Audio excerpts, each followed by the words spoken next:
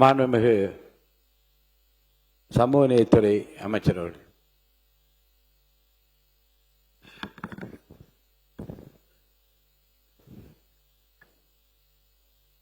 மாண்புமிகு பேரவைத் தலைவர் அவர்களே, மாண்புமிகு முதல்வர் அவர்களே, மாண்புமிகு எதிர்க்கட்சி தலைவர் அவர்களே, மாண்புமிகு அமைச்சர் பெருமக்களே, மாண்புமிகு சட்டமன்ற உறுப்பினர்களே, உங்கள் அத்தனை பேருக்கும் விடுதலை சிறுத்தைகளின் சார்பினுடைய காலை வணக்கத்தை தெரிவித்துக் கொள்கின்றேன். மாண்புமிகு முதல்வர் அவர்கள் வடித்த இந்த தனி தீர்மானம் வரலாற்று சிறப்புமிக்க தீர்மானம். இது தனி தீர்மானம் மட்டுமல்ல, ஒரு தனித்துவமான தீர்மானம். தனித்துவமான தீர்மானம் மட்டுமல்ல, ஒரு மகத்துவமான தீர்மானம்.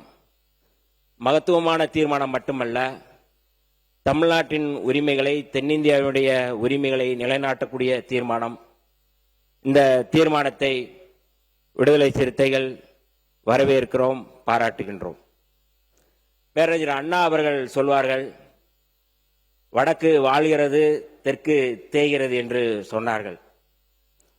தந்தை பெரியார் அவர்கள் சொல்லும் பொழுது, வடக்கில் இருப்பவர்கள் மட்டும்தான் குடிமக்களா, தென்னிந்தியாவில் இருப்பவர்கள் மூன்றாம் தர குடிமக்களா என்று தந்தை பெரியார் அவர்கள் கேட்டார்கள்.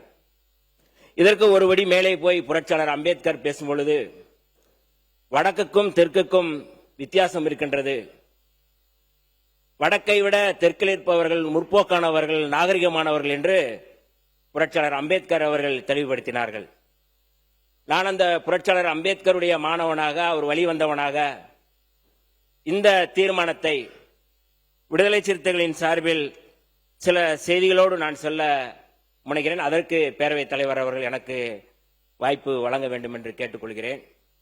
பொதுவாக ஒன்றிய அரசு, பாஜக அரசு முன்வைக்கின்ற எந்த சட்டமாக இருந்தாலும் அல்லது அதை கொண்டு வருகின்ற எந்த திட்டமாக இருந்தாலும் அதை புரட்சியாளர் அம்பேத்கருடைய கண்ணாடி அல்லது தந்தை பெரியாருடைய கண்ணாடி போட்டு பார்த்தால்தான் அதற்குள்ள இருக்கின்ற சதி நமக்கு புலப்படும். வெளியில் பார்த்தால் அது சாதாரணமாக தெரியும். அதற்கு மேலே போய் புரட்சியாளர் அம்பேத்கர் சொன்னார், இவர்கள் பேசுவதெல்லாம் சன்னியாசி போல பேசுவார்கள், ஆனால் செயல்படுவதெல்லாம் கசாப் கடைக்காரர்கள் போல் செயல்படுவார்கள் என்று புரட்சியாளர் அம்பேத்கர் சனாதனவாதிகள் குறித்து பேசும்பொழுது சொல்கிறார். அப்படித்தான் இந்த தீர்மானத்தை அல்லது இந்த மசோதாவை பாராளுமன்றத்தில் ஏப்ரல் 16 அன்று கொண்டு வருவதற்கு முன்பு மகளிர் மசோதாவோடு சேர்த்து கொண்டு வந்து அதை எப்படியெல்லாம் அதை சதி செய்ய முடியும் என்று எங்களுடைய தலைவர் எழுச்சி தமிழர் தொல்காப்பியன் திருமாவளவன் அன்றைக்கு நாடாளுமன்றத்தில் இது குறித்து அமலப்படுத்தி இருக்கிறார்கள். ஆகவே அந்த வகையில் இன்றைக்கு இந்த தீர்மானம், தனி தீர்மானம், மாண்புமிகு முதல்வர் அவர்கள் கொண்டு வந்திருக்கின்ற தீர்மானம் ரொம்ப அவசியமானது. தமிழ்நாட்டுடைய உரிமைகளை, தென்னிந்தியாவுடைய உரிமைகளை பாதுகாக்கக்கூடிய தீர்மானம் என்கின்ற அடிப்படையில் தான் சில செய்திகளை நான் முன்வைக்க கடமைப்பட்டிருக்கின்றேன். இந்திய அரசியலமைப்பு சட்டப்பிரிவு 82 மற்றும் 170 ஆகியவற்றின் அடிப்படையில் ஒவ்வொரு 10 ஆண்டுகளுக்கு ஒருமுறை மக்கள் தொகை கணக்கெடுப்பு நடத்தப்பட்ட பிறகு தொகுதி மறுவரையறை ஆணையம் ஒன்று உருவாக்கப்பட்டு மக்களவைக்கும் மாநில சட்டமன்றங்களுக்கும் தொகுதி மறுவரையறை நடத்தப்பட இந்த சட்டப்பிரிவுகள் வழிவகுக்கின்றன. அதன் அடிப்படையில் இந்தியாவில் இதுவரை 1952, 1963, 1973, 2002 ஆகிய ஆண்டுகளில் 4 முறை தொகுதி மறுவரையறை ஆணையங்கள் அமைக்கப்பட்டுள்ளன. 1973ஆம் ஆண்டு காலகட்டத்தில் இந்தியாவில் மக்கள் தொகை கட்டுப்பாட்டு திட்டங்கள் அன்றைய பிரதமர் இந்திரா காந்தி தலைமையிலான அரசு தீவிரமாக முன்னெடுத்து சென்றது. மக்கள் தொகை சீராவதற்கு முன்னர் தொகுதி மறுவரையால் மாநிலங்கள் பாதிக்கப்படக்கூடாது என கருதி 1971ஆம் ஆண்டு மக்கள் தொகை கணக்கெடுப்பின் அடிப்படையில் தொகுதிகள் மறுசீரமைக்கப்பட்டு 1976ஆம் ஆண்டு 42வது அரசமைப்பு சட்ட திருத்தத்தின் மூலம் அடுத்த 25 ஆண்டுகளுக்கு அதில் மாற்றங்கள் செய்யாதவறு தடை விதிக்கப்பட்டுள்ளது. 25 ஆண்டுகள் தடை முடிந்து 2002ஆம் ஆண்டு தொகுதி மறுவரையறை ஆணையம் அமைக்கப்பட்டது. அப்போது பிரதமர் அடல் பிகாரி வாஜ்பாய் தலைமையிலான ஒன்றிய அரசு 84வது அரசமைப்பு சட்ட திருத்தத்தின் மூலம் மேலும் 25 ஆண்டுகளுக்கு தொகுதிகளின் எண்ணிக்கையில் மாற்றம் இல்லாதவாறு தடையை நீட்டித்தது. அப்போது ஒன்றிய பாஜக அரசு கொண்டு வந்த சட்ட திட்டத்தின்படி 2026ஆம் ஆண்டுக்கு பிறகு எடுக்கப்படும் மக்கள் தொகை கணக்கெடுப்பின் அடிப்படையில் தொகுதி மறுவரையறை செய்யப்பட வேண்டும் என்று சொல்லப்பட்டது.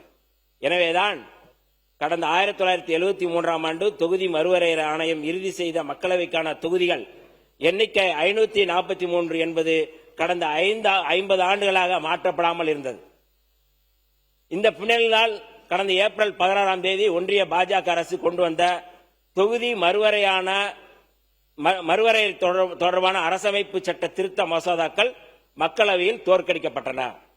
மக்களவையின் அதிகபட்ச இடங்களின் எண்ணிக்கையை 550 850 இடங்களாக உயர்த்தும் சட்ட மசோதா 2011ஆம் ஆண்டு மக்கள் தொகை கணக்கெடுப்பின்படி அடிப்படையில் தொகுதி மறுவரையறை செய்து உயர்த்தப்பட்ட எண்ணிக்கையில் மகளிருக்கு 33% இடஒதுக்கீடு மசோதா ஆகியவற்றை கொண்டுவர ஒன்றிய அரசு முயற்சித்தது.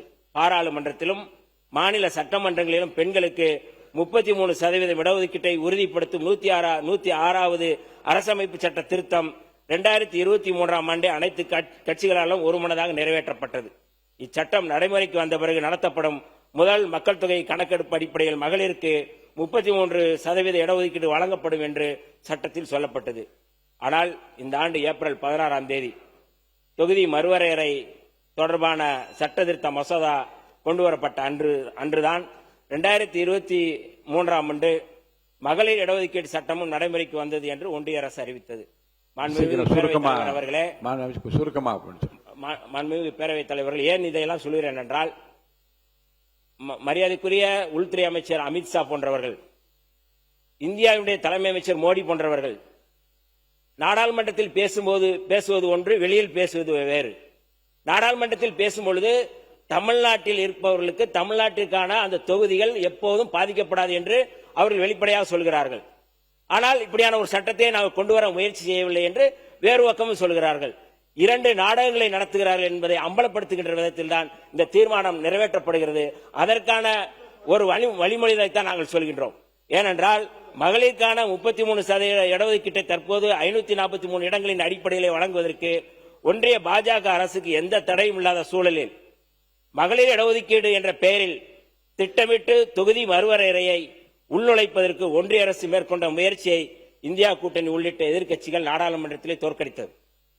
தொகுதி மறுவரையால் தமிழ்நாடு, கேரளா, கர்நாடகா, ஆந்திரா, தெலுங்கானா உள்ளிட்ட தென் மாநிலங்கள் எதிர்கொள்ளப் போகும் ஆபத்து குறித்து எமது தலைவர் எழுச்சி தமிழர் தொல்காப்பியன் திருமாவளவன் அவர்கள் இதற்கு முன்பே எச்சரித்திருக்கிறார்.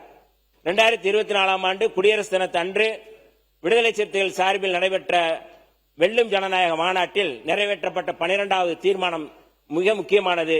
2026ஆம் ஆண்டோடு இப்போதுள்ள தொகுதி மறுசீரமைப்பு முடிவுக்கு வருகிறது. அதன் பிறகு செய்யப்படும் தொகுதி மறுசீரமைப்பில் தமிழ்நாடு உள்ளிட்ட தென் மாநிலங்கள் பாதிக்கப்படும் என்ற அச்சம் இப்போதே வந்துவிட்டது. மாநிலத்தின் மக்கள் தொகை அடிப்படையில் மக்களவை தொகுதிகள் பிரிக்கப்படுவதால் மக்கள் தொகையை கட்டுப்படுத்திய தமிழ்நாடு உள்ளிட்ட தென் மாநிலங்களின் மக்களவை தொகுதிகள் குறையும் என தெரிகிறது. இதனால் உத்தரப்பிரதேசம் போன்ற பெரிய மாநிலங்களைச் சேர்ந்தவர்களே பிரதமர் ஆவதற்கும் கேபினெட் அமைச்சர்களாக நியமிக்கப்படுவதற்கும் வாய்ப்பு ஏற்படும். இதனால் மாநிலங்களுக்கு இடையே சமத்துவமற்ற நிலை ஏற்படும். இன்றைக்கு இருக்கின்ற அந்த சமத்துவத்தை தகர்ப்பதற்காகத்தான் இந்த நிலையை, இந்த சதியை ஒரு சட்ட மசோதாவாக கொண்டு வர முயற்சிக்கிறார்கள் என்று அன்றைக்கே எச்சரித்திருக்கிறார் எங்களுடைய தலைவர் எழுச்சி தமிழர் தொல்காப்பியன் திருமாவளவன் அவர்கள். கடந்த ஆண்டு 5/3/2025 அன்று தொகுதி மறுவரையறை தொடர்பாக தமிழ்நாடு அரசு நடத்திய அனைத்து கட்சி கூட்டத்திலும் சமீபத்தில் 8/8/2026 அன்று மாண்புமிகு தமிழ்நாடு முதலமைச்சர் அவர்களது தலைமையில் நடைபெற்ற தமிழ்நாட்டைச் சேர்ந்த நாடாளுமன்ற உறுப்பினர்கள் கூட்டத்திலும் விடுதலை சிறுத்தைகள் கட்சியின் சார்பில் பங்கேற்ற எமது தலைவர் எழுச்சி தமிழர் அவர்கள் சொல்லும் பொழுது, இந்தியாவில் மக்களவை தொகுதிகளின் எண்ணிக்கையை மாற்றமின்றி இப்போது இருக்கும் அதே எண்ணிக்கையிலே தொடரலாம்.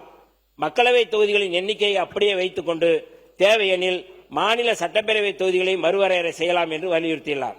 மேலும் கடந்த ஏப்ரல் 16ஆம் தேதி ஒன்றிய அரசு கொண்டு வந்த தொகுதி மறுவரையறை மற்றும் மகளிர் இடஒதுக்கீடு தொடர்பான அரசமைப்பு சட்ட திருத்த மசோதாக்கள் குறித்து விவாதத்தில் மக்களவையில் பேசிய எமது தலைவர், மகளிர் இடஒதுக்கீட்டில் அரசமைப்பு சட்டத்தின்படி SC/ST பெண்களுக்கு இடஒதுக்கீடு உண்டு, ஆனால் OBC பெண்களுக்கு இடஒதுக்கீடு இல்லை. ஏன்னா இன்னைக்கு பெண்கள் தொடர்பான இடஒதுக்கீட்டை ஆதரிப்பவர்களுக்கான கருத்தை அன்றைக்கே நாங்கள் சொல்லியிருக்கின்றோம். OBC பெண்களுக்கு இடஒதுக்கீடு இல்லை. மக்கள் தொகை கணக்கெடுப்பும் சாதிவாரி கணக்கெடுப்பும் நடத்தப்பட்டால் மிகவும் பிற்படுத்தப்பட்ட பெண்கள் தங்களுக்கும் மகளிர் இடஒதுக்கீடு கேட்பார்கள் என்று அஞ்சியே OBC பெண்களுக்கு மகளிர் இடஒதுக்கீடு தரக்கூடாது என்பதற்காக இப்போது தொகுதி மறுவரையறையுடன் மகளிர் இடஒதுக்கீட்டை கொண்டு வர ஒன்றிய அரசு முயற்சிக்கிறது என்றும், ஓபிசி பெண்களுக்கும் மகளிர் இடஒதுக்கீடு வழங்கப்பட வேண்டும், அதுவும் 33% மகளிர் இடஒதுக்கீடு 50 என உயர்த்தப்பட வேண்டும் என்று ஒன்றிய பாஜக அரசு RSS வழிகாட்டுதலின் பிற்படுத்தப்பட்ட சமூக பெண்களுக்கு எதிராக மேற்கொண்டிருக்கும் சதியை அம்பலப்படுத்தி மிகவும் பிற்படுத்தப்பட்ட சமூக மக்களின் உரிமை குரலாக எமது தலைவர் மக்களவையில் அன்றைக்கு முழங்கினார். அதைத்தான் இன்றைக்கு நான் இந்த அவையிலே சொல்கின்றேன். நிறைவாக மாண்புமிகு பேரவைத் தலைவர் அவர்களே, 2011ஆம் ஆண்டு மக்கள் தொகை கணக்கெடுப்பின் அடிப்படையில் தொகுதிகள் மறுசீரமைப்பு செய்தால் தமிழ்நாடு உள்ளிட்ட தென் மாநிலங்களும் ஒடிசா, மேற்கு வங்கம் முதலான மாநிலங்களும் கடுமையாக பாதிக்கப்படும். இந்த மாநிலங்களில் உள்ள நாடாளுமன்ற தொகுதிகளின் எண்ணிக்கை தற்போது இருக்கும் விகிதத்தை விட குறையும். ஆனால் உத்தரப்பிரதேசம், மத்திய பிரதேசம் முதலான இந்தி பேசும் மாநிலங்களில் உள்ள நாடாளுமன்ற தொகுதிகளின் எண்ணிக்கை அதிகரிக்கும். அதன் பின்னர் உத்தரப்பிரதேசம், பீகார், ராஜஸ்தான், மத்திய பிரதேசம் ஆகிய 4 மாநிலங்களில் ஒரு கட்சி அதிக எண்ணிக்கையில் இடங்களை கைப்பற்றினால் அது இந்தியாவே ஆளக்கூடிய ஆபத்தான நிலை உருவாகும். இதன் காரணமாகத்தான் தென் மாநிலங்கள் முற்றிலுமாக அரசியல் செல்வாக்கு இழந்துவிடும். வடக்கின் ஆளுகைக்கு கீழ் தெற்கு சுருக்கப்படும். மீண்டும் வடக்கே ஆளும், தெற்கு தேயும் என்கின்ற அடிப்படையில் தான் தொகுதி மறுவரையறை என்ற பெயரில் இஸ்லாமியர்கள், தலித்துகள், பழங்குடிகள் வலுவாக உள்ள தொகுதிகளில் அவர்கள் பிரதிநிதித்துவம் பெற்றுவிடாதபடி மாற்றியமைக்கும் செயல்பாட்டையும் ஒன்றிய பாஜக அரசு திட்டமிட்டுள்ளது. எனவே சட்டப்பேரவை தொகுதிகள் மறுவரையறை செய்யப்பட்டால் இஸ்லாமியர்கள் உள்ளிட்ட மத சிறுபான்மையினர் வாக்குகளுக்கு மதிப்பிருக்கும் வகையில் தொகுதி எல்லைகளை வரையறுக்கப்பட வேண்டும். தலித்துகளின் தனி தொகுதிகளை வரையறுப்பதற்கும் நாம் கவனம் செலுத்த வேண்டும். ஒவ்வொரு 10 ஆண்டுகளுக்கு ஒருமுறை மக்கள் தொகை கணக்கெடுப்பு முடிந்தபின் அதன் அடிப்படையில் தனி தொகுதிகள் சுழற்சி செய்து எண்ணிக்கையை அதிகரிக்க வேண்டும்.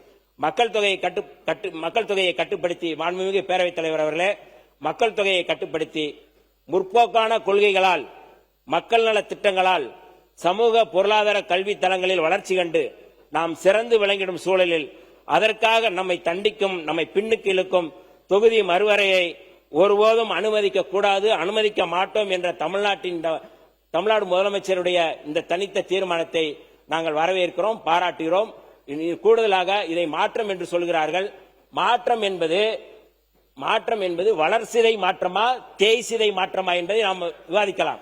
ஆனால் இந்த தொகுதி மறுவரையறை மூலமாக இது ஒட்டுமொத்தமாக வடக்குக்கு மட்டும் வளர்சிதை மாற்றமாக இருக்கும், தெற்குக்கு இது தேய்சிதை மாற்றமாக இருக்கும் என்று சொல்லி எனக்கு வாய்ப்பளித்த மாண்புமிகு பேரவைத் தலைவர் அவர்களுக்கும் மாண்புமிகு முதல்வர் அவர்களுக்கும் மாண்புமிகு சிறுபான்மை நலத்துறை அமைச்சர் உட்காருங்க. இல்ல நீங்க சொன்னது உட்காருங்க. ஒரு நிமிஷம் உட்காருங்க. ஒரு செய்தி அதுக்கு மாண்புமிகு இல்ல நான் பாக்குறேன். நீங்க சொன்ன கருத்தை கவனத்தில் கொண்டு நான் பாக்குறேன்.